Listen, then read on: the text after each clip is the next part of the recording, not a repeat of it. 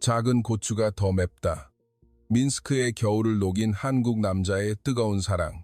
22살의 발렌티나에게 벨라루스 민스크는 지옥과도 같은 땅이었습니다. 독재 정권의 그늘 아래 아버지를 잃고 보상금 한 푼 받지 못한 채 힘겹게 생존해야 했던 그녀는 링 위의 라운드걸이 되었습니다. 화려한 조명 아래서 웃고 있었지만 그녀의 속은 텅 비어 있었습니다. 그러던 어느 날 폴란드 바르샤바에서 열린 격투기 대회에서 그녀는 운명처럼 한국인 박지훈을 만나게 됩니다. 작은 체구지만 거구의 러시아 선수를 압도하는 그의 모습에 발렌티나의 심장은 난생 처음으로 뜨겁게 뛰었습니다. 적극적으로 다가간 그녀와 무뚝뚝하지만 따뜻했던 지훈은 5일이라는 짧은 시간 동안 불같이 사랑에 빠졌습니다. 그리고 발렌티나는 모든 것을 버리고 무작정 한국행 비행기에 몸을 실었습니다. 하지만 한국에서의 새로운 출발도 잠시 예상치 못한 임신 소식이 두 사람을 찾아왔습니다. 과연 발렌티나는 어떤 선택을 하게 될까요? 그리고 지훈의 부모님은 어떤 반응을 보이실까요? 지금부터 그 감동적인 이야기를 시작하겠습니다. 제 이름은 발렌티나, 나이는 22살입니다. 저는 유럽의 북한이라 불리는 벨라루스의 수도 민스크에서 태어나고 자랐습니다.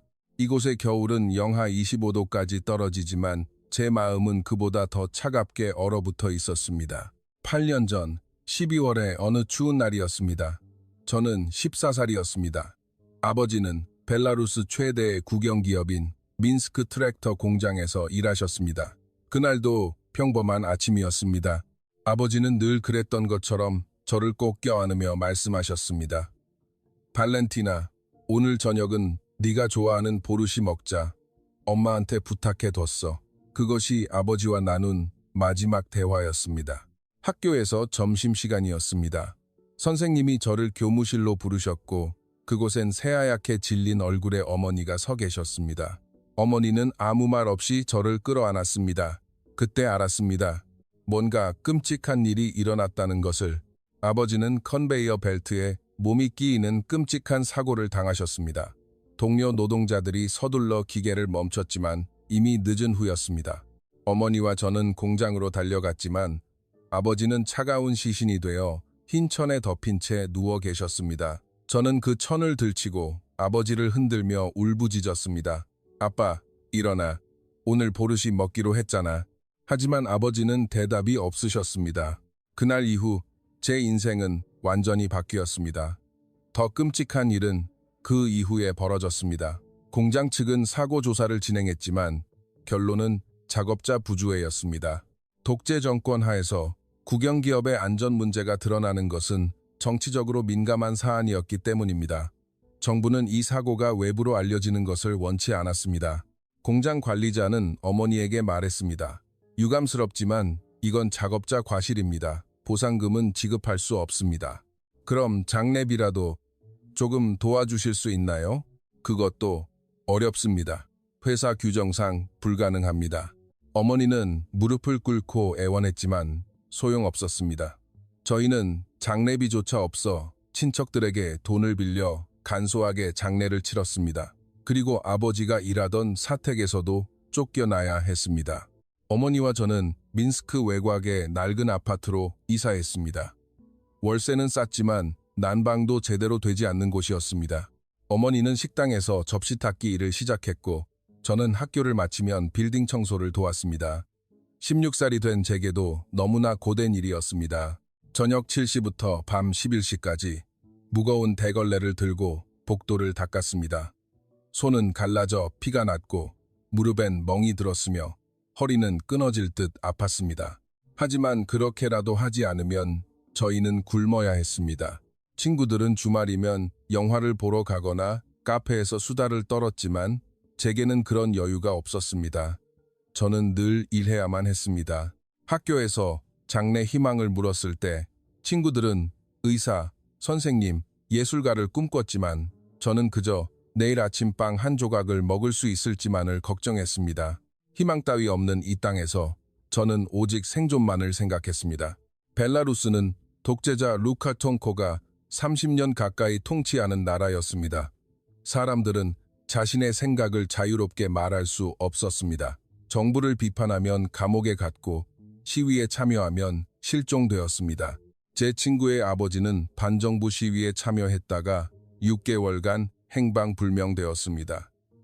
돌아왔을 때는 이가 3개나 빠져 있었습니다. 저는 이 나라가 싫었습니다. 하지만 벗어날 방법이 없었습니다. 벨라루스 여권으로는 대부분의 나라에 비자 없이 갈 수 없었기 때문입니다. 저는 새장 속의 새처럼 이 차가운 땅에서 숨만 쉬고 있었습니다. 그러던 어느 날, 제 인생의 작은 전환점이 찾아왔습니다. 아버지의 동생인 블라디미르 삼촌이 저희 집을 찾아왔습니다. 삼촌은 젊은 시절 아마추어 복싱 선수였고 지금은 격투기 대회 관계자로 일하고 있었습니다. 삼촌은 저를 보더니 눈을 빛내며 말했습니다. 발렌티나, 키가 이렇게나 컸구나. 몇 센티냐? 175cm이요. 삼촌, 몸매도 좋고 체형도 좋네. 발렌티나, 라운드걸 해볼 생각 없니? 라운드걸요? 격투기 시합에서 라운드 피켓을 들고 링 위를 걷는 일이야. 화려한 옷 입고 사람들 앞에 서는 거지. 돈도 나쁘지 않아. 한 경기에 100루블은 받을 수 있어. 100루블은 제가 일주일 내내 청소를 해서 버는 돈과 같았습니다. 저는 망설임 없이 고개를 끄덕였습니다. 해볼게요, 삼촌. 그렇게 저는 20살에 라운드걸이 되었습니다. 처음 링에 올랐을 때를 기억합니다. 수백 명의 관중이 저를 쳐다봤고 선수들은 저를 보며 미소 지었습니다. 화려한 조명이 저를 비췄고 사람들은 박수를 보냈습니다. 그 순간만큼은 제가 특별한 사람이 된 것 같았습니다. 하지만 조명이 꺼지고 집에 돌아오면 현실이 기다리고 있었습니다. 여전히 춥고 배고픈 일상이었습니다. 제 눈에는 언제나 깊은 슬픔이 서려 있었습니다. 링 위에서 아무리 화려하게 웃어도 제 마음속의 얼음은 녹지 않았습니다. 시간이 흘렀습니다. 저는 이제 22살이 되었고 라운드걸로서 어느 정도 이름이 알려졌습니다. 175cm의 큰 키와 금발, 파란 눈 덕분에 저는 벨라루스를 넘어 러시아, 폴란드, 우크라이나 등 주변 국가의 큰 경기에도 참여하게 되었습니다. 에이전시에도 소속되었고 가끔 광고 모델도 하며 생활이 조금씩 나아지기 시작했습니다. 하지만 제 마음속의 구멍은 여전했습니다. 벨라루스의 겨울처럼 제 가슴 속에는 차가운 바람이 불고 있었습니다. 저는 매일 밤 잠들기 전에 생각했습니다. 이 지옥 같은 땅을 벗어날 수만 있다면 뭐든지 하겠어. 제게 필요한 것은 기회였습니다. 그리고 그 기회는 곧 찾아왔습니다. 3월 초, 폴란드 바르샤바는 유럽 투어의 마지막 일정이었습니다. 저는 한 달 동안 러시아 모스크바, 우크라이나 키이우, 그리고 폴란드 바르샤바를 돌며 여러 격투기 대회에 라운드걸로 참여했습니다. 투어가 끝나면 다시 민스크로 돌아가야 했습니다. 그 생각만으로도 가슴이 답답해졌습니다. 바르샤바에서 저는 일주일 정도 머무를 예정이었습니다.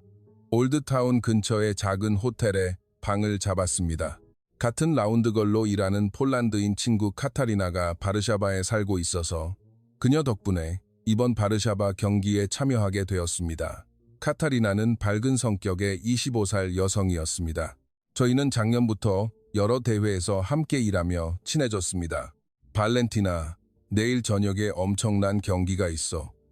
나도 라운드걸로 참여하는데 너도 같이 보지 않을래? 카타리나가 호텔 로비에서 저를 만나 물었습니다. 무슨 경기인데? 국제 아마추어 격투기 대회야. 러시아의 무시무시한 이반이 나온대. 이반은 저도 아는 선수였습니다. 192cm에 110kg이 넘는 거구로 링 위에서 상대를 짓밟는 것으로 유명했습니다. 저는 고개를 끄덕였습니다. 응, 같이 가자. 다음 날 저녁, 저희는 바르샤바 외곽의 경기장으로 향했습니다. 중규모의 실내 경기장이었지만 이미 사람들로 가득 차 있었습니다. 1000명 정도는 되어 보였습니다. 저는 카타리나 덕분에 링사이드 좌석에 앉을 수 있었습니다. 경기 프로그램을 훑어보던 중 한 이름이 눈에 들어왔습니다. 박지훈, 한국, 26세, 178cm, 82키. 사진 속 그는 날카로운 눈매를 하고 있었지만 체격은 그리 커 보이지 않았습니다. 저는 카타리나에게 물었습니다. 이 한국 선수, 상대가 이반이야? 응, 미친 거지. 체급 차이가 거의 30kg인데 이반이 1라운드에 끝날 것 같아. 나도 그렇게 생각해. 배당률이 1대5인걸. 모두가 이반이 이길 거라고 보는 거야. 저도 그렇게 생각했습니다. 작은 고추가 더 맵다는 말이 있지만 아시아 사람들은 다 작잖아요. 저는 그동안 러시아나 벨라루스 경기에서 아시아 선수를 거의 본 적이 없었습니다. 그래서 솔직히 큰 기대를 하지 않았습니다. 드디어 메인 이벤트 시간이 되었습니다. 링 아나운서가 마이크를 잡고 외쳤습니다. Ladies and gentlemen, 메인 이벤트를 시작하겠습니다. 먼저 이반이 입장했습니다. 거대한 체격에 울퉁불퉁한 근육, 마치 곰 같았습니다. 관중들이 야유를 보냈지만 이반은 아랑곳하지 않고 링에 올라 주먹을 치켜들었습니다. 그리고 한국에서 온 도전자 박지훈 입장곡이 흘러나오고 복도 끝에서 한 남자가 걸어 나왔습니다. 검은색 반바지에 빨간색 글로브를 낀 그는 조용히 링을 향해 걸었습니다. 표정에는 긴장감이 전혀 없었습니다. 오히려 차분하고 집중된 눈빛이었습니다. 링에 오른 두 선수를 보니 체격 차이가 더욱 극명했습니다. 마치 어른과 청소년 같았습니다. 저는 친구에게 속삭였습니다. 저 한국 선수 1라운드는 버틸까? 글쎄, 한 방 맞으면 날아갈 것 같은데. 심판이 두 선수를 링 중앙으로 불렀습니다. 규칙을 설명하고 글로브를 터치하라고 했습니다. 이반은 여유로운 표정으로 지훈을 내려다봤습니다. 하지만 그는 전혀 기죽지 않고 이반의 눈을 똑바로 쳐다봤습니다. 그 눈빛에 뭔가 다른 것이 있었습니다. 제가 벨라루스 남자들에게서 단 한 번도 본 적 없는 강철 같은 무언가였습니다. 파이트, 공이 울렸습니다. 이반이 육중한 훅을 휘둘렀습니다. 하지만 지훈은 마치 예상이라도 한 듯 재빨리 몸을 낮춰 피했습니다. 그리고 순식간에 이반의 허벅지에 로우킥을 날렸습니다. 퍽! 소리만 들어도 뼈가 울리는 듯 했습니다. 관중석에서 환호성이 터져 나왔습니다. 이반이 얼굴을 찡그렸지만 이내 분노에 찬 표정으로 다시 달려들었습니다. 지훈은 잽을 날리며 또 피했습니다. 마치 춤을 추는 것 같았습니다. 저는 숨을 죽이고 경기를 지켜봤습니다. 그의 움직임에는 군더더기가 없었습니다. 모든 동작이 정확하고 빨랐습니다. 지훈은 자신보다 훨씬 큰 상대를 맞아서도 전혀 기죽지 않았습니다. 오히려 이반을 압도하고 있었습니다. 1라운드가 끝났습니다. 이반은 숨을 헐떡이며 코너로 돌아갔고 지훈은 여전히 침착한 표정이었습니다. 저는 친구에게 말했습니다. 카타리나, 저 한국 선수 정말 대단해. 그러게, 나도 놀랐어. 덩치는 작은데 기술이 장난이 아니야. 2라운드가 시작되었습니다. 이반은 더욱 공격적으로 나왔지만 지훈은 침착하게 대응했습니다. 그리고 1분 30초쯤 지났을 때 결정적인 순간이 왔습니다. 지훈이 이반의 로우킥을 막아내고 순식간에 거리를 좁혔습니다. 그리고 이반의 턱에 정확한 스트레이트를 꽂아 넣었습니다. 쾅! 이반의 거대한 몸이 링 바닥으로 쓰러졌습니다. 심판이 달려가 카운트를 세기 시작했습니다. 1, 2, 3, 5. 이반은 일어나려 했지만 다리에 힘이 들어가지 않았습니다. 심판이 손을 저으며 경기를 중단시켰습니다. 노가웃이었습니다. 경기장이 환호성으로 가득 찼습니다.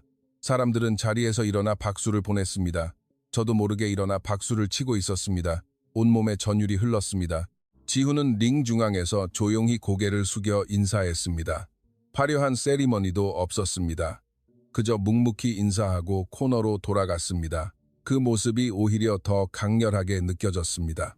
저는 평생 큰 체격의 남자들만 봐왔습니다. 벨라루스와 러시아 남자들은 대부분 185cm가 넘었습니다.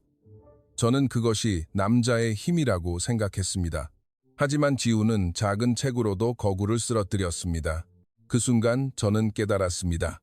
중요한 것은 크기가 아니라 마음속에서 불타오르는 불꽃이라는 것을. 경기가 끝나고 카타리나가 제 팔을 잡았습니다. 발렌티나, 왜 그래? 표정이 이상해. 아니야. 아무것도. 하지만 제 마음은 이미 요동치고 있었습니다. 저는 방금 무언가 특별한 것을 목격한 것 같았습니다.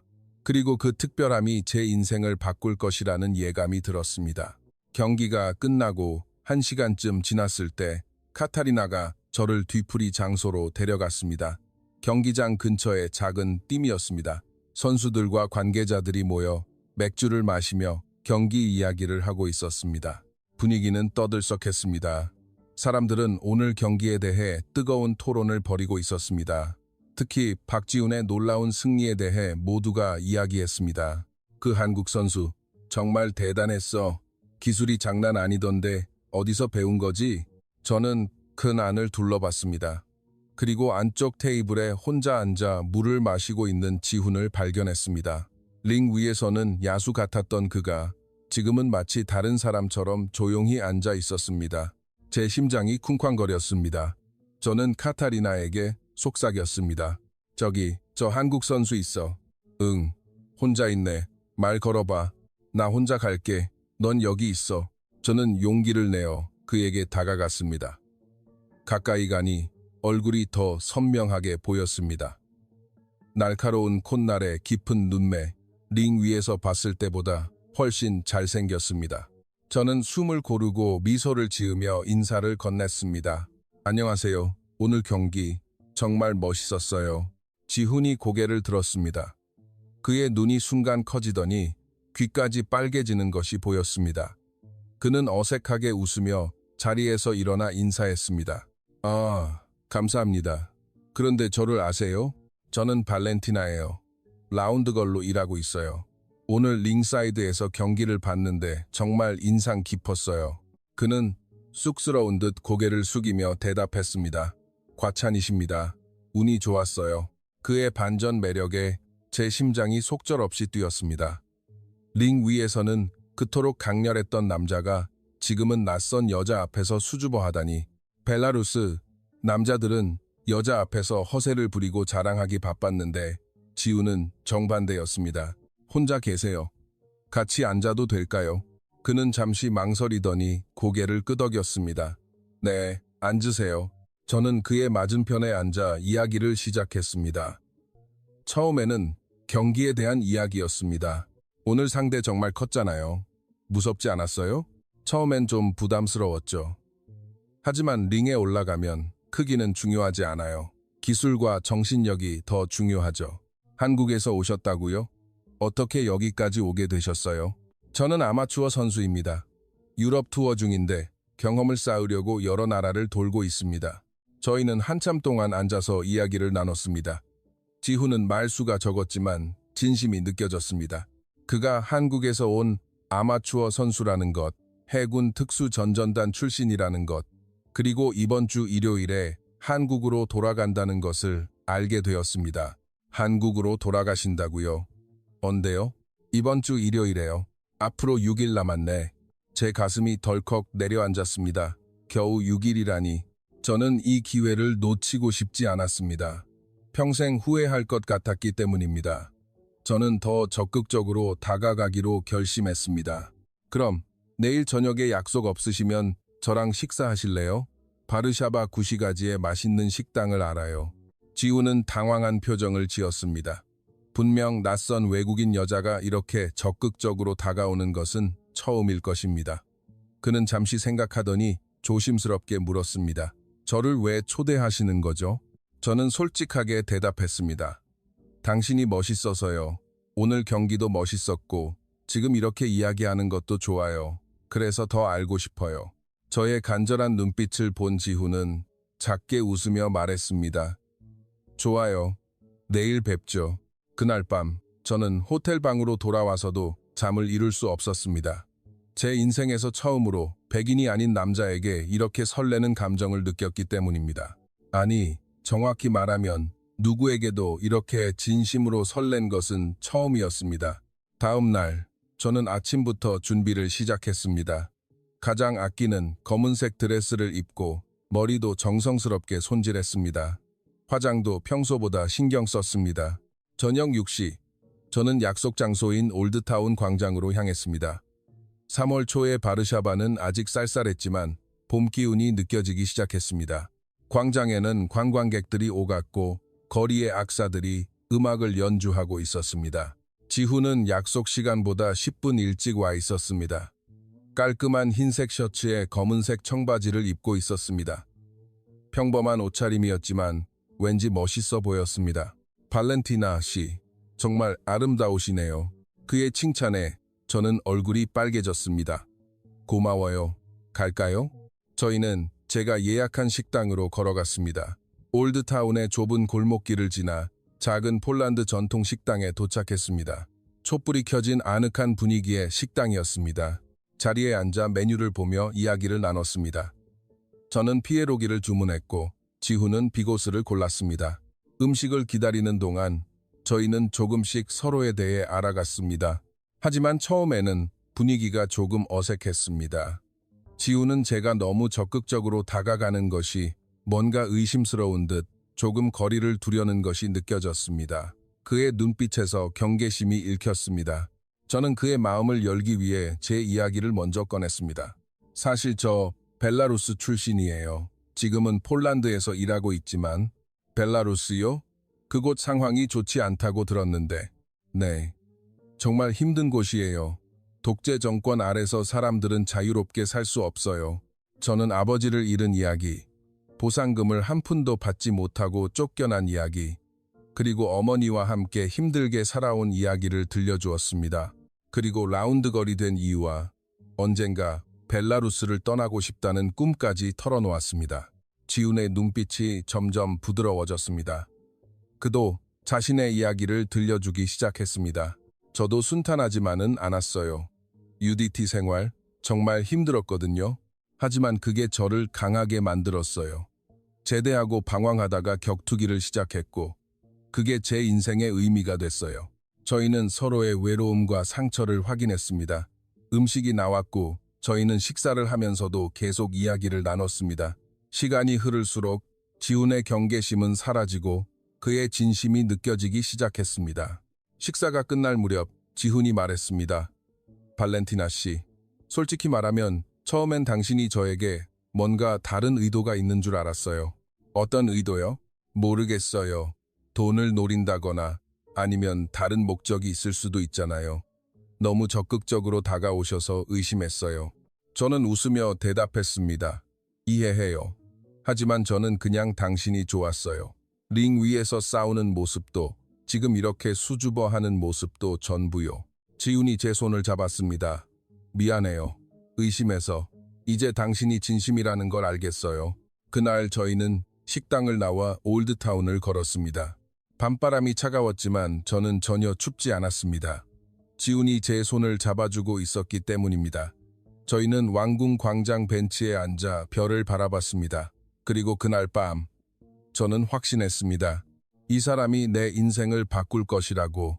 식사 후 저희는 아쉬운 마음에 제가 묵는 호텔 바로 향했습니다. 호텔 1층의 반은 조용했고 재즈 음악이 은은하게 흘러나왔습니다. 손님은 많지 않았습니다. 저희는 안쪽 테이블에 앉아 각자 와인을 주문했습니다. 발렌티나 씨는 앞으로 어떤 인생을 살고 싶어요? 지훈이 물었습니다. 저는 잠시 와인잔을 돌리며 생각했습니다. 벨라루스를 떠나고 싶어요. 자유로운 나라에서 살고 싶어요. 그리고 제 힘으로 성공하고 싶어요. 라운드걸이 아니라 진짜 모델로서요. 충분히 가능해 보여요. 외모도 뛰어나고 키도 크시잖아요. 하지만 벨라루스 여권으로는 어디를 가는 게 힘들어요. 비자를 받는 것도 어렵고요. 지훈이 고개를 끄덕였습니다. 그럼 한국은 어때요? 그 질문에 저는 깜짝 놀랐습니다. 한국이요? 생각해 본 적 없는데 한국도 좋은 나라예요. 자유롭고 기회도 많아요. 외국인 모델도 많이 활동하고요. 저는 그의 말에 가슴이 두근거렸습니다. 혹시 저를 한국으로 데려가고 싶다는 뜻일까요? 하지만 너무 앞서가지 않기로 했습니다. 한국 문화는 잘 모르지만 흥미로울 것 같네요. 저희는 밤늦게까지 이야기를 나눴습니다. 지훈은 한국에 대해 많은 것을 들려주었습니다. 한국의 음식 문화, 사람들에 대해 이야기하는 그의 눈빛에는 자부심이 서려 있었습니다. 한국 사람들은 정이 많아요. 가족을 정말 소중하게 생각하고요. 당신도 가족을 소중하게 생각해요? 물론이죠. 저에게 가족은 전부예요. 그 말에 저는 지훈이 더욱 매력적으로 느껴졌습니다. 벨라루스 남자들은 가족보다 자신을 먼저 생각했기 때문입니다. 자정이 넘어가자 바에 있던 손님들이 하나둘 자리를 뜨기 시작했습니다. 저희도 일어설 시간이었습니다. 지훈이 말했습니다. 이제 숙소로 돌아가야 할 것 같네요. 저는 그의 말을 듣고 덜컥 겁이 났습니다. 이대로 보내면 다시는 못 볼 것 같았습니다. 저는 용기를 내어 말했습니다. 조금만 더 같이 있어주세요. 로비에 가서 조금만 더 이야기해요. 지훈은 망설였지만 결국 고개를 끄덕였습니다. 저희는 발을 나와 호텔 로비 소파에 앉았습니다. 로비는 고요했고 프런트 직원만이 조용히 앉아 있었습니다. 저희는 소파에 나란히 앉아 다시 이야기를 나눴습니다. 하지만 이번에는 말보다 침묵이 더 많았습니다.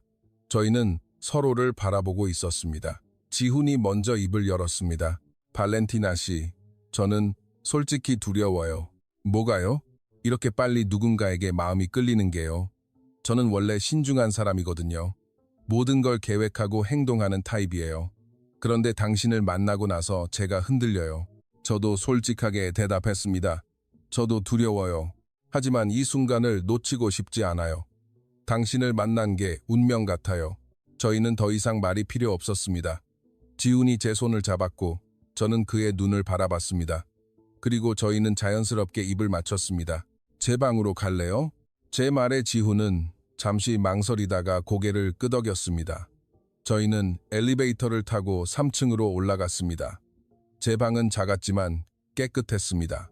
문을 닫자마자 저희는 다시 서로를 끌어안았습니다.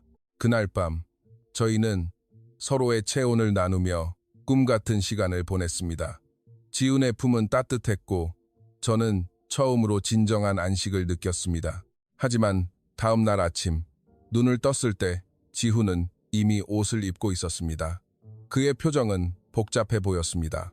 발렌티나 씨, 저 숙소로 돌아가야 할 것 같아요. 제 가슴이 덜컥 내려앉았습니다. 이게 끝인가? 하룻밤으로 끝나는 건가? 저는 침대에서 벌떡 일어나 그의 팔을 잡았습니다. 가지 마요. 우리 어제 좋았잖아요. 지훈은 한숨을 쉬며 창밖을 바라봤습니다. 발렌티나 씨, 저는 현실적으로 생각해야 해요. 저는 닷새 뒤면 한국으로 돌아가야 하고 당신은 여기서 일을 해야 하잖아요. 우린 안 돼요. 그의 말이 제 가슴을 찔렀습니다. 하지만 저는 물러설 수 없었습니다.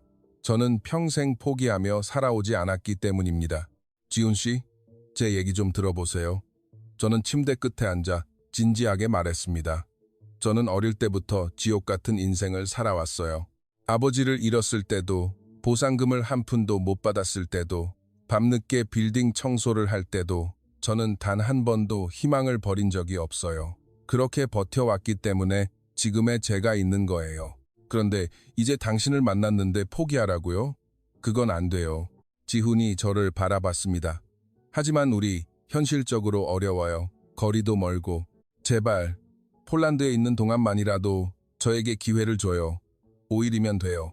그 5일 동안 우리가 정말 맞는 사이인지 확인해봐요. 그리고 5일 뒤에 결정하면 되잖아요. 저의 절박하고 당당한 고백에 지훈은 흔들렸습니다. 그는 한참을 고민하더니 작게 웃으며 말했습니다. 알겠어요. 일요일까지 5일 남았네요. 그 5일 동안 진지하게 만나봐요. 대신 약속해주세요. 서로에게 솔직해지기로. 저는 그를 꽉 껴안았습니다. 약속할게. 정말 고마워요. 제 인생에서 가장 중요한 5일이 시작되는 순간이었습니다. 그날 오후 저는 지훈과 바르샤바의 올드타운을 걸었습니다. 3월의 봄바람이 살랑살랑 불었고 광장에는 비둘기들이 모여 있었습니다. 지훈은 제 손을 잡아주었고 저는 그 따뜻함이 좋았습니다. 저희는 왕궁 광장 벤치에 앉아 아이스크림을 먹었습니다. 지훈은 바닐라 맛을, 저는 초콜릿 맛을 골랐습니다. 평범한 연인들처럼. 발렌티나, 한국에 가면 뭐 하고 싶어요? 글쎄, 모델 일도 하고 싶고 한국 문화도 배우고 싶어. 한국어도 배워야겠지. 한국어요? 문법이 복잡한데. 괜찮아. 나 끈기 하나는 자신 있어. 지훈이 웃었습니다. 그의 웃음에는 이제 경계심이 사라져 있었습니다. 다음 날 저희는 비스와 강변을 걸었습니다. 강변에는 조깅하는 사람들과 자전거를 타는 사람들이 있었습니다. 지훈은 무뚝뚝해 보였지만 섬세한 남자였습니다. 제가 추워하면 말없이 자신의 재킷을 벗어 제 어깨에 걸쳐 주었고 신발끈이 풀리면 무릎을 꿇고 묶어 주었습니다. 지훈 씨는 정말 다른 남자들과 달라. 뭐가요? 말은 적지만 행동으로 보여주잖아. 벨라루스 남자들은 말만 많고 행동은 없어. 약속도 잘 안 지키고. 지훈이 쑥스러운 듯 웃었습니다. 저는 원래 말 주변이 없어요. 군대에 있을 때도 그랬고. 그래서 행동으로 보여주는 게 더 편해요. 그게 더 좋아. 진심이 느껴지니까.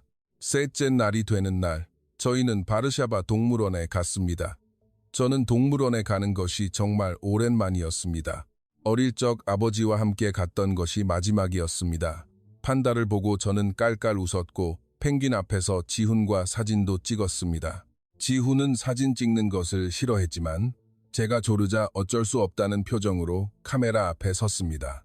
나중에 한국에 가면 이 사진 보면서 오늘을 추억할 거야. 제 말에 지훈이 물었습니다. 한국에 정말 갈 거예요? 저는 장난기 가득하게 대답했습니다. 글쎄, 누가 데려가 준다면. 지훈이 웃었습니다. 그리고 제 손을 꽉 잡았습니다. 넷째 날이 되는 날 저녁, 저희는 비스와 강변에 있는 작은 레스토랑에서 저녁을 먹었습니다. 촛불이 켜진 테이블에 앉아 와인을 마시며 이야기를 나눴습니다. 지훈이 진지한 표정으로 말했습니다. 발렌티나, 제가 왜 격투기를 시작했는지 이야기해 줄게요. 들려줘요. UDT를 제대하고 나서 뭘 해야 할지 몰랐어요. 그러다 우연히 동네 체육관에 들어갔어요. 그리고 샌드백을 치기 시작했어요. 그날 2시간 동안 쉬지 않고 샌드백을 쳤어요. 땀이 비 오듯 쏟아지고 주먹이 아팠지만 마음은 평화로웠어요.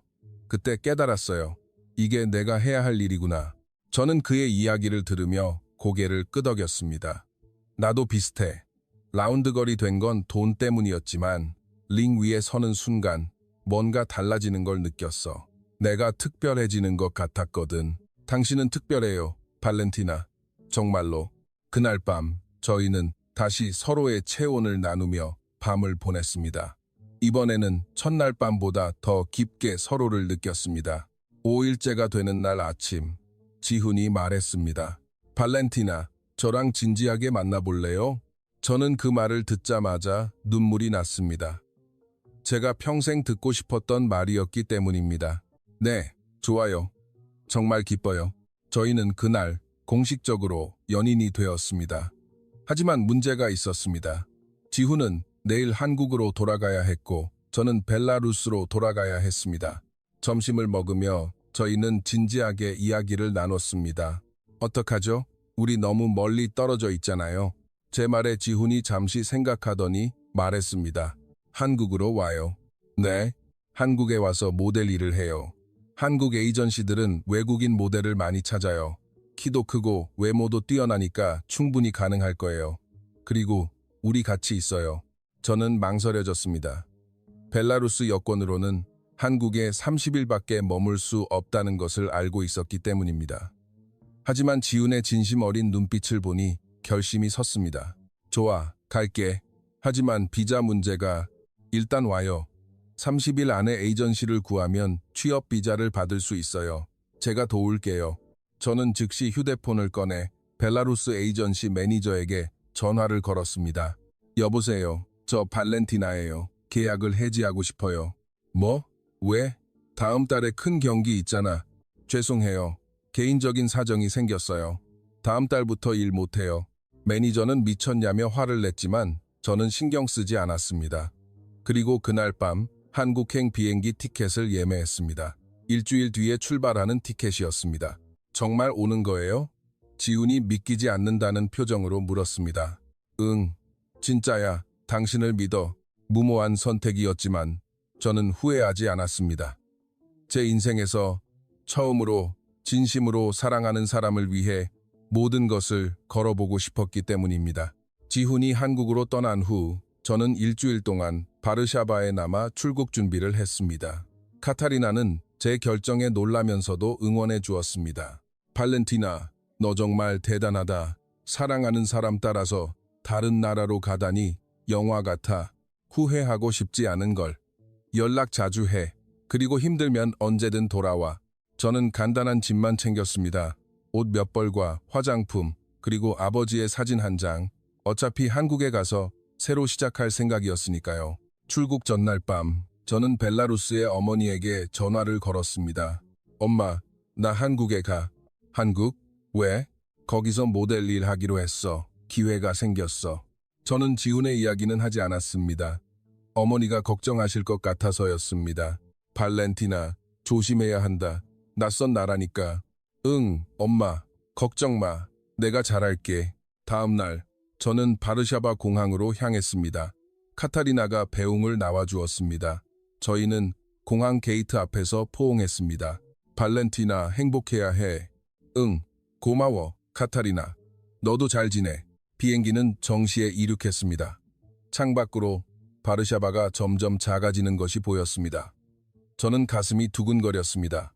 설렘 반, 두려움 반이었습니다. 11시간의 비행이 시작되었습니다. 저는 비행기 안에서 한국어 기초회화 책을 펼쳤습니다. 지훈이 전에 사준 책이었습니다. 안녕하세요. 제 이름은 발렌티나입니다. 감사합니다. 맛있어요. 어색한 발음으로 중얼거리며 연습했습니다.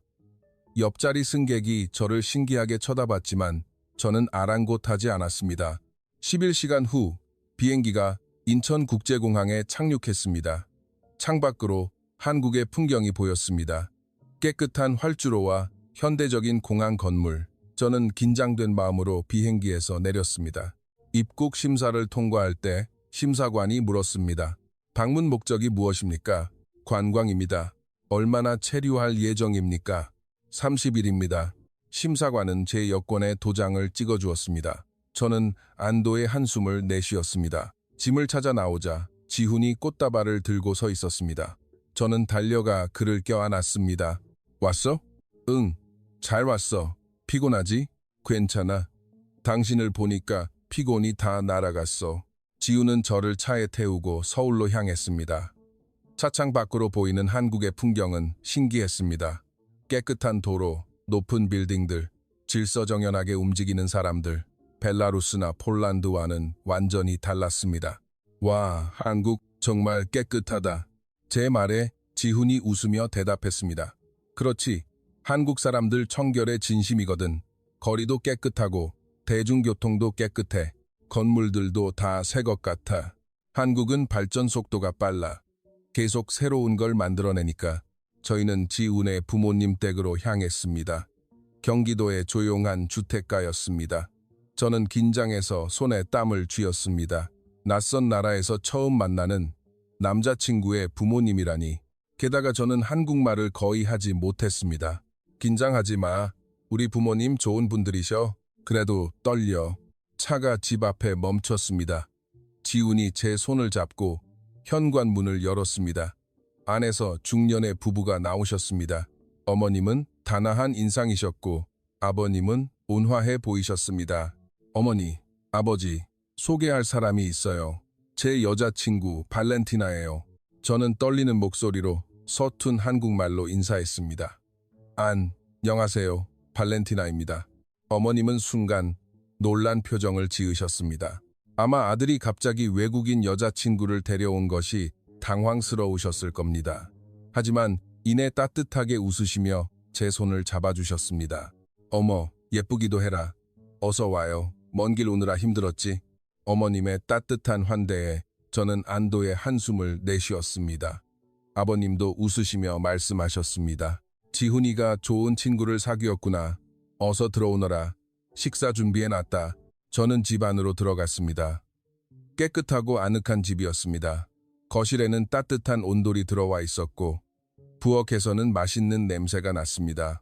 어머님이 차려주신 저녁은 진수성찬이었습니다. 갈비찜, 된장찌개, 잡채, 여러 가지 반찬들. 저는 처음 먹어보는 한국 음식이었지만 정말 맛있었습니다. 입에 맞니? 어머님이 물으셨습니다. 네, 정말 맛있어요. 감사합니다. 식사를 하며 부모님은 제게 이것저것 물으셨습니다. 지훈이 통역을 해주었습니다. 어디서 왔는지, 어떻게 지훈을 만났는지, 한국에서 무엇을 할 계획인지 저는 최대한 솔직하게 대답했습니다. 식사가 끝나고 어머님이 말씀하셨습니다. 발렌티나, 여기서 지내고 가렴. 저는 망설였습니다. 지훈이 대신 대답했습니다. 아니에요. 제 원룸에서 지낼 거예요. 아버님이 눈을 흘기셨지만 어머님이 말리셨습니다. 젊은 사람들 일인데 우리가 뭐라고 하겠어요? 조심이나 하렴. 그날 밤 저는 지훈의 작은 원룸에서 묵었습니다. 좁았지만 함께 있을 수 있어서 행복했습니다. 이제부터가 진짜 시작이네. 제 말에 지훈이 고개를 끄덕였습니다. 응, 이제부터가 본 게임이야. 힘들겠지만 우리 같이 이겨내자. 한국에서의 새로운 인생이 시작되는 순간이었습니다. 한국에 온 지 3일이 지났습니다. 저는 지훈에게 마냥 의지하고 싶지 않았습니다. 당당한 여자친구가 되고 싶었기 때문입니다. 그래서 바로 한국의 모델 에이전시를 알아보기 시작했습니다. 지훈이 도와주었습니다. 그는 인터넷으로 청담동 지역의 유명한 에이전시 몇 군데를 찾아주었습니다. 저는 이메일로 포트폴리오를 보냈고 다음 날 한 곳에서 연락이 왔습니다. 내일 오전 10시에 올 수 있나요? 간단한 오디션을 보겠습니다. 저는 기뻐서 소리를 질렀습니다. 지훈도 웃으며 저를 껴안아 주었습니다. 다음 날 저는 정성껏 준비를 하고 청담동으로 향했습니다. 에이전시는 고급스러운 빌딩 5층에 있었습니다. 깔끔하고 세련된 사무실이었습니다. 매니저는 40대 여성이었습니다. 그녀는 제 키와 외모를 보더니 관심 있는 표정을 지었습니다. 175cm면 좋네요. 요즘 외국인 모델 수요가 많거든요. 포트폴리오 있어요? 저는 폴란드에서 찍은 사진들을 보여주었습니다.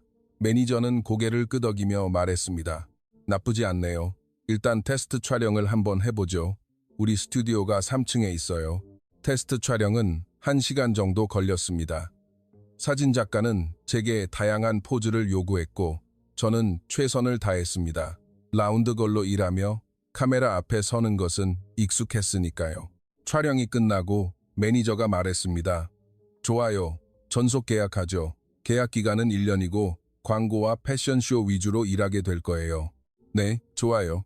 계약서 작성하면서 비자는 어떻게 되어 있죠? 지금은 관광 비자인데 취업 비자로 바꿔야 해요. 걱정 말아요. 저희가 다 도와줄게요. 비자 변경 신청 바로 들어갈 거니까. 저는 믿을 수가 없었습니다. 이렇게 쉽게 일이 풀리다니. 에이전시를 나오는 길에 저는 지훈에게 전화를 걸었습니다. 지훈 씨, 나 계약했어. 취업 비자도 받을 수 있대. 정말 축하해, 발렌티나. 오늘 저녁에 축하 파티하자. 저는 세상을 다 가진 것처럼 기뻤습니다. 한국에 온 지 불과 나흘 만에 일자리를 구했고 비자 문제도 해결될 예정이었습니다. 코리안 드림이 시작되는 순간이었습니다. 일주일 후 저는 첫 촬영에 들어갔습니다. 화장품 광고 촬영이었습니다. 오랜 시간이 걸렸지만 즐거웠습니다. 한국의 촬영 현장은 체계적이고 프로페셔널했습니다. 그렇게 한 달이 지났습니다. 저는 광고 촬영과 패션쇼에 참여하며 바쁘게 지냈습니다. 한국어도 조금씩 배우기 시작했습니다. 지훈은 여전히 아마추어 격투기 선수로 활동하며 저를 응원해 주었습니다. 모든 것이 완벽했습니다. 저는 행복했습니다. 하지만 한 달 반쯤 지났을 때 몸에 이상한 변화가 찾아왔습니다. 매일 아침 심한 헛구역질이 났습니다. 화장실에서 토하고 또 토했습니다. 어지럼증도 계속되었고 냄새에 민감해졌습니다. 저는 처음에는 피곤해서 그런 줄 알았습니다. 촬영이 연달아 있어서 꽤 지쳐 있었으니까요. 하지만 증상이 일주일 이상 계속되자 걱정이 되었습니다. 지훈 씨, 나 병원에 가봐야 할 것 같아. 어디 아파? 잘 모르겠어. 그냥 몸이 계속 이상해. 지훈은 걱정스러운 표정으로 동네 의원으로 저를 데려갔습니다. 작은 동네 의원이었습니다. 의사 선생님은 친절한 중년 남성이었습니다. 간단한 문진과 검사를 했습니다. 의사 선생님은 제 피를 채취했고 소변 검사도 했습니다. 15분쯤 기다렸을 때 의사 선생님이 웃으며 말했습니다. 축하합니다. 임신입니다. 그 순간 제 머릿속이 하얘졌습니다. 임신? 저는 옆에 앉은 지훈을 쳐다봤습니다. 그도 충격받은 표정이었습니다. 임신이라고요? 확실한가요? 네, 확실합니다. 임신 8주쯤 된 것 같네요. 바르샤바에서의 그날, 저와 지훈이 처음 사랑을 나눴던 그 밤에 생긴 아이였습니다. 의원을 나오는 길까지 저는 아무 말도 하지 못했습니다. 지훈도 침묵을 지켰습니다. 차 안은 무거운 정적으로 가득 찼습니다. 원룸에 도착해서 저는 소파에 주저앉았습니다. 눈물이 나올 것 같았지만 꾹 참았습니다. 어떡하지? 나 이제 막 시작했는데. 지훈이 제 옆에 앉았습니다. 그도 충격받은 것이 분명했습니다. 하지만 그는 침착하게 물었습니다. 발렌티나, 솔직하게 말해줘요. 아이, 낳고 싶어요? 저는 망설여졌습니다. 솔직히 준비가 되어 있지 않았습니다. 저는 아직 22살이었고 한국에 온 지 불과 한 달 반이었습니다. 모델 일도 이제 막 시작했는데 임신이라니. 하지만 동시에 다른 생각도 들었습니다. 지훈의 아이를 낳고 싶다는 생각, 이 사람과 가족이 되고 싶다는 생각. 나, 당신 아이라면 낳고 싶어. 하지만 당신이 부담스러워할까봐 무서워. 우리 사귄 지 아직 2달도 안 됐잖아. 지훈이 저를 끌어안으며 단호하게 말했습니다. 발렌티나, 나 아빠 될 준비 안 됐어. 솔직히 말하면 두렵기도 해. 하지만 한 가지만은 확실해. 너와 아이는 내가 내 목숨을 걸고 책임질게. 절대로 버리지 않아. 그 말에 저는 울음을 터뜨렸습니다. 평생 누구에게도 들어본 적 없는 약속이었기 때문입니다. 지훈은 저를 품에 안고 등을 토닥여 주었습니다. 다음 날, 지훈은 중대한 결심을 했습니다. 그는 격투기를 그만두기로 했습니다. 발렌티나, 나 격투기 그만둘게. 왜요? 당신 격투기 좋아하잖아요. 좋아하지만 이제 가족이 생겼잖아. 격투기로는 돈을 많이 벌 수 없어. 아마추어 선수는 더더욱. 나 체육관 열 거야. 체육관이요? 응. 작은 체육관. 아이들이나 일반인들 가르치는 곳이야. 은행에서 대출받아서 시작하려고. 저는 눈물이 났습니다. 지훈은 자신의 꿈을 포기하고 가족을 선택했습니다. 이것이 바로 한국 남자의 책임감이었습니다. 일주일 후 지훈은 은행에서 대출을 받아 작은 상가를 계약했습니다. 경기도 외곽의 조용한 동네였습니다. 그곳에서 지훈은 작은 체육관을 열었습니다. 저는 임신 사실을 에이전시에 알렸습니다. 매니저는 당황했지만 이해해 주었습니다. 발렌티나, 출산 후에 다시 복귀할 수 있어요. 계약은 유지하고 육아휴직으로 처리해 줄게요. 저는 감사했습니다. 한국의 시스템은 정말 좋았습니다. 이제 남은 것은 지훈의 부모님께 말씀드리는 것이었습니다. 임신 10주가 되었을 때 저는 지훈과 함께 부모님 댁을 찾아갔습니다. 저는 덜덜 떨었습니다. 혼전 임신에 외국인 며느리라니. 당장 짐 싸서 나가라고 하실 줄 알았습니다. 발렌티나, 괜찮아. 우리 부모님 이해해 주실 거야.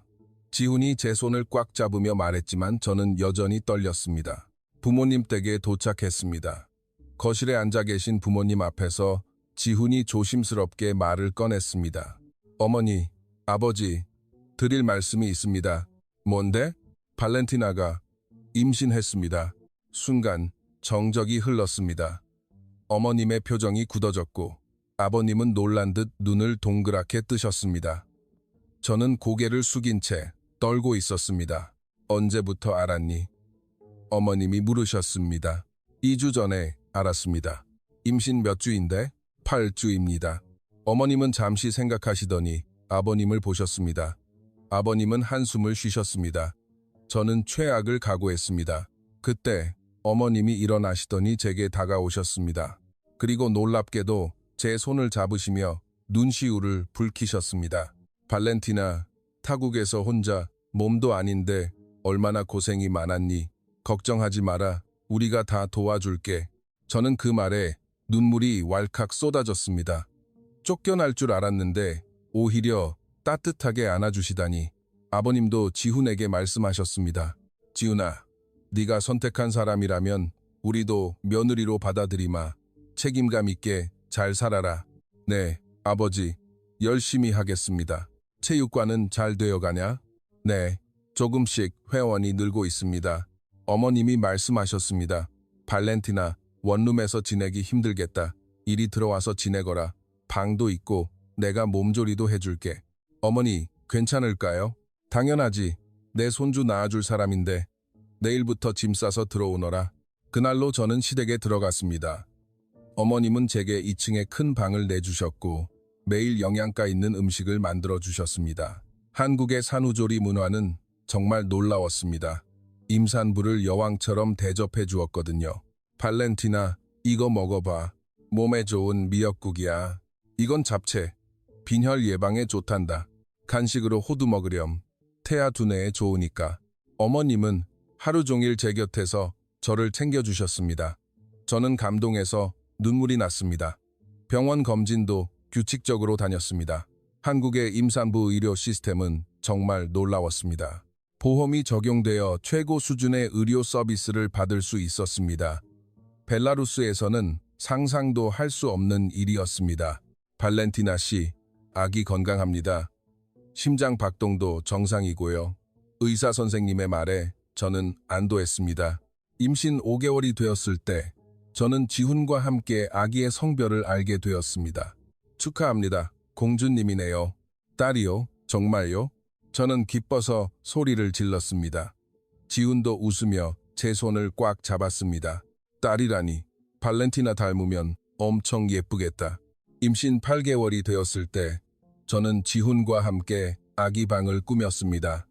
분홍색 벽지를 바르고 작은 아기 침대를 놓았습니다. 지훈은 서툴렀지만 열심히 가구를 조립했습니다. 지훈 씨, 아기 이름 생각해봤어? 응. 사샤, 어때? 러시아식 이름이면서 한국어로도 부르기 편한 이름이잖아. 한국 이름은 박사랑으로 하고 저는 그 이름이 마음에 들었습니다. 좋아. 우리 딸 이름은 사샤, 박사랑. 드디어 출산일이 다가왔습니다. 진통이 시작되자 지훈과 어머님이 병원으로 저를 데려가셨습니다. 진통은 12시간 동안 계속되었습니다. 정말 힘들었습니다. 하지만 지훈이 계속 제 손을 잡고 응원해 주었습니다. 발렌티나, 조금만 더 힘내. 우리 사랑이 곧 만날 수 있어. 마침내 오후 3시 17분, 저는 건강한 딸을 낳았습니다. 축하합니다. 건강한 공주님이에요. 3.2kg이네요. 간호사가 아기를 제 품에 안겨주었습니다. 작고 보드라운 생명체. 제 눈에서 눈물이 흘렀습니다. 사랑아, 우리 사샤, 엄마가 여기 있어. 지훈도 눈물을 흘리며 아기를 바라봤습니다. 발렌티나, 고생했어. 정말 고생 많았어. 사랑해. 병원에서 일주일을 보낸 후 저는 집으로 돌아왔습니다. 어머님은 매일 따뜻한 밥을 지어주셨고 아기 돌보는 법을 하나하나 가르쳐 주셨습니다. 발렌티나, 한국에서는 산모가 몸조리를 잘해야 한단다. 찬물은 절대 만지지 말고 푹 쉬렴. 저는 감사한 마음으로 어머님의 말씀을 따랐습니다. 지금 사랑이는 이제 막 돌이 지났습니다. 지훈의 체육관도 자리를 잡았고 저는 육아에 전념하면서 가끔 모델 일도 하고 있습니다. 벨라루스의 친구들은 제 SNS를 보고 부러워합니다. 발렌티나, 너 전생에 나라를 구했니? 어떻게 그런 좋은 남편을 만났어? 저는 웃으며 대답합니다. 운이 좋았지. 하지만 진짜 이유는 제가 포기하지 않았기 때문입니다. 바르샤바에서 지훈을 처음 봤을 때 적극적으로 다가갔고 한국까지 무작정 따라왔으며 임신 사실을 알았을 때도 도망치지 않았습니다. 작은 고추가 더 맵다고 하잖아요. 네, 정말 매웠습니다. 한국 남자의 사랑은 매울 만큼 뜨겁고 강렬했습니다. 그리고 그 매운맛 덕분에 저는 지옥 같은 벨라루스를 벗어나 세상에서 가장 따뜻한 가족을 만났습니다. 지금도 저는 가끔 바르샤바의 올드타운에서 찍은 사진을 봅니다. 그때의 저와 지훈은 어색하게 웃고 있습니다. 하지만 그 어색함이 지금의 행복을 만들었다는 것을 압니다. 사랑아, 엄마는 내가 크면 이 이야기를 해줄 거야. 엄마가 얼마나 용감하게 아빠를 선택했는지, 그리고 그 선택이 얼마나 옳았는지를 말이야. 포기하지 않으면 행복은 반드시 온다는 것도 가르쳐 줄게. 어제 지훈이 체육관에서 돌아와 제게 말했습니다. 발렌티나, 이번 주말에 우리 민스크에 가볼까? 어머니도 사랑이 보고 싶으실 테고. 저는 깜짝 놀랐습니다. 정말? 괜찮겠어? 물론이지. 사랑이도 할머니를 만나야지. 장모님께 우리 결혼식도 보여드려야 하고. 아, 맞습니다. 저희는 아직 결혼식을 올리지 못했던 것입니다. 출산 때문에 미루고 있었거든요. 지훈 씨, 고마워. 정말 고마워. 저는 그를 꽉 껴안았습니다. 한국에 온 지 벌써 2년이 다 되어가지만 여전히 지훈의 배려에 감동합니다. 일주일 후 우리 가족은 민스크로 향했습니다. 사랑이를 안고 비행기에 오르니 감회가 새로웠습니다. 2년 전 이 비행기를 타고 한국에 왔을 때가 생각났습니다. 그때는 혼자라 두려웠지만 지금은 사랑하는 남편과 딸이 함께였습니다. 민스크 공항에 도착하자 어머니가 나와 계셨습니다. 2년 만에 만나는 어머니는 무척 늙어 보이셨습니다. 하지만 사랑이를 보자마자 눈물을 흘리며 웃으셨습니다. 발렌티나, 내 딸, 엄마가 보고 싶었어. 저희는 공항에서 한참을 부둥켜 안고 울었습니다. 지우는 묵묵히 옆에서 저희를 지켜봐 주었습니다. 어머니의 집은 여전히 그 낡은 아파트였습니다. 하지만 저는 이번에 어머니를 도울 수 있었습니다. 한국에서 모델 일로 번 돈으로 어머니께 생활비를 드릴 수 있었기 때문입니다. 엄마, 이거 받으세요. 제가 한국에서 번 돈이에요. 발렌티나, 이건 너무 많아. 너희들이 써야지. 괜찮아요. 저는 충분히 잘 살고 있으니까 엄마도 이제 좀 편하게 사세요. 어머니는 제 손을 꽉 잡고 눈물을 흘리셨습니다. 일주일간 민스크에 머물면서 저는 옛 친구들도 만났습니다. 라운드걸 시절 함께 일했던 친구들이었습니다. 그녀들은 저를 보고 깜짝 놀랐습니다. 발렌티나, 너 정말 달라졌다. 행복해 보여. 응, 나 정말 행복해. 한국 남자는 어때? 좋아. 최고야. 정말 최고. 친구들은 지훈을 보며 수군거렸습니다. 생각보다 잘생겼는데 덩치도 좋고 발렌티나 복덩이를 잡았네. 저는 웃으며 지훈과 팔짱을 꼈습니다. 맞습니다. 저는 정말 복덩이를 잡았습니다. 민스크를 떠나기 전날 저는 아버지의 묘소를 찾았습니다. 지훈과 사랑이도 함께였습니다. 아빠, 나 왔어. 발렌티나. 이 사람은 내 남편 지훈, 그리고 이 아이는 사랑이, 아빠 손녀야. 저는 묘비 앞에 꽃을 놓고 울었습니다. 아빠, 나 이제 행복해. 정말 행복해. 아빠가 항상 바라셨잖아. 내가 행복하게 사는 거, 이제 걱정하지 마. 지훈이 제 어깨를 감싸 안으며 말했습니다. 아버님, 제가 발렌티나 평생 지키겠습니다. 약속합니다. 한국으로 돌아오는 비행기 안에서 저는 창밖을 바라봤습니다. 구름 위로 노을이 지고 있었습니다.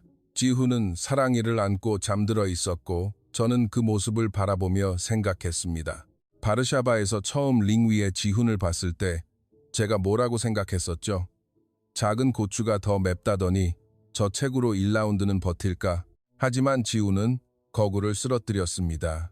그리고 제 인생도 완전히 바꿔놓았습니다. 크기는 중요하지 않았습니다. 마음속에서 불타오르는 불꽃, 절대로 포기하지 않는 정신, 그리고 사랑하는 사람을 지키겠다는 책임감. 그것이 진짜 강함이었습니다. 한국에서의 제 인생은 계속됩니다. 지훈의 체육관은 이제 회원이 수십 명을 넘었습니다. 저도 육아와 모델 일을 병행하며 바쁘지만 행복한 나날을 보내고 있습니다. 지난주에는 한국 국적을 신청했습니다. 5년 뒤에는 저도 한국인이 될 수 있다고 합니다. 벨라루스 여권을 포기하는 것이 조금 슬프기는 했지만 이제 저의 미래는 한국에 있기 때문입니다. 어제 사랑이가 처음으로 엄마라고 불렀습니다. 저는 너무 기뻐서 울었습니다. 지훈도 옆에서 웃으며 동영상을 찍었습니다. 발렌티나, 우리 딸 천재 아니야? 당연하지. 우리 딸인데. 저희는 사랑이를 안고 한참을 웃었습니다. 지금 이 순간이 꿈만 같습니다. 얼어붙었던 민스크의 겨울에서 따뜻한 서울의 봄으로 혼자였던 제가 이제는 가족이 있는 사람이 되었습니다. 작은 고추가 더 맵다고요? 네, 정말 매웠습니다. 하지만 그 매운맛이 제 인생을 구했습니다. 한국 남자의 사랑은 벨라루스의 차가운 겨울도 녹일 만큼 뜨거웠으니까요. 오늘도 저는 지훈이 체육관에서 돌아오기를 기다립니다. 사랑이를 재우고 저녁을 준비하면서 평범하지만 이 평범함이 제게는 기적과도 같습니다. 문이 열리는 소리가 들립니다. 다녀왔어. 지훈의 목소리가 들립니다. 저는 웃으며 현관으로 달려나갑니다. 어서 와요. 저녁 준비해 놨어. 고마워. 오늘 새로운 회원 5명이나 등록했어. 정말? 대단하네요. 저희는 손을 잡고 거실로 걸어갑니다. 소파에는 평화롭게 잠든 사랑이가 보입니다. 이것이 제 인생입니다. 소박하지만 따뜻하고 평범하지만 행복한 하루하루. 벨라루스의 차가운 겨울에서 벗어나 한국의 따뜻한 봄을 만난 발렌티나의 이야기. 그리고 이 이야기는 아직 끝나지 않았습니다. 앞으로도 계속될 것입니다. 지훈과 사랑이, 우리 가족의 이야기는 이제 막 시작되었으니까요. 작은 고추의 매운맛, 여러분도 한번 느껴보시겠어요? 오늘 사연은 어떠셨나요? 이야기가 좋으셨다면 구독과 좋아요, 알림 설정으로 더 많은 사연을 확인해보세요. 멤버십 가입과 슈퍼땡스 버튼을 눌러 더 많은 분들께 감동적인 사연을 전해주세요. 시청해주셔서 감사합니다.